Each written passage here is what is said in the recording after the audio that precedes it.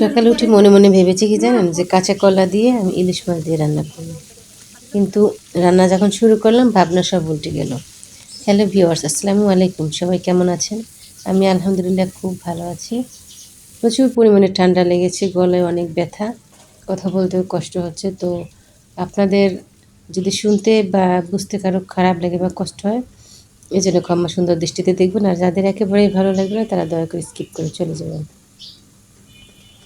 আজকে সকালে ঘুম থেকে উঠে যখন কাঁচকলা দেখলাম, তো ভাবলাম কি ইলিশ মাছ দিয়ে কাঁচা কলা রান্না করবো। এটা আমার খুব ফেভারিট একটা তরকারি। তাকে বড়া পরে জিজ্ঞেস করছে, আপু কী খাবেন? বলে সিমেন্ট বিচি দিয়ে লইট্টা শুটকি দিয়ে রান্না করেন। সে বাড়ির শুটকিও কিন্তু আছে, বলে কেনা লইট্টা দিয়ে রান্না করে।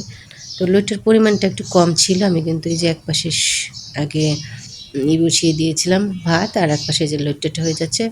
মানে স্টেপ বাই স্টেপ আমি সব সময় একটা কাজ করি কি, রান্না করার আগে রান্নার যে গুছ গাছের একটা ব্যাপার আছে, এটা যদি আপনি একটু গুছিয়ে রাখতে পারেন রান্না কিন্তু সহজ হয়ে যায়।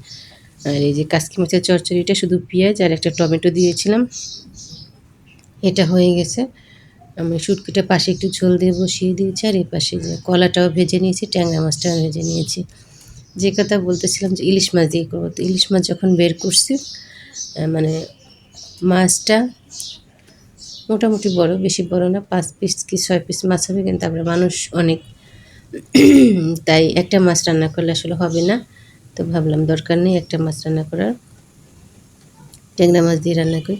তো ট্যাংরা মাছ ভেজে ইলিশ মাছের মতোই রান্না করছি, আলহামদুলিল্লাহ খুব ভালো হয়েছিল। আর এই লোট্টা মাছটা কিন্তু আমি শুধু পেঁয়াজ দিব, আর দিব হচ্ছে আপনার সিমের বিচি, এটা দিয়ে রান্না করব। সিমের বিচিটা একটা মজার খাবার, কিন্তু একটু কষ্ট করে বেছে নিতে হয়। কিছু কিছু খাবার, কিছু কিছু সবজি, এগুলো যখন আমি রান্না করি তখন আমি ভাবি, এটা সর্বপ্রথম যে খেয়েছে সে এটা কীভাবে বুঝলো যে এটার খোসা ছাড়িয়ে খেতে হবে, বা এটার এতটুকু খাওয়া যাবে, এটার এই অংশ খাওয়া যাবে না। এটা আমার মাঝে মাঝে কিন্তু এই প্রশ্নটা মাথায় ঘুরে, কিন্তু আমি কাউকে জিজ্ঞেস করি না। সেটাই আমি ভাবি যে একবার সর্বপ্রথম এটাকে যে খেয়েছে সে কীভাবে খেয়েছে, এবং এটা সে কীভাবে বুঝেছে যে এটা এতটুকু খাওয়া যাবে।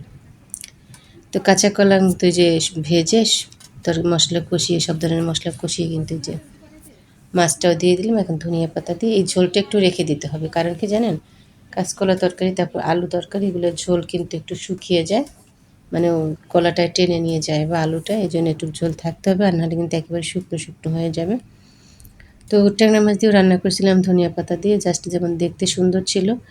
শুকনো মরিচটা আমি একেবারেই ব্যবহার করিনি, কারণ আমার ছোটো ভাগটা ভাগ্নি আছে, ওরা ঝাল একেবারেই খেতে পারে না। জাস্ট সামান্য একটু কাঁচামরিচ দিয়ে রান্না করছি। এবার একটু ভাজা জিরে গুঁড়ো দিয়ে আমি একটু উপরে ঢাকা দিয়ে রেখে দেবো, তাহলে কিন্তু রান্না শেষ।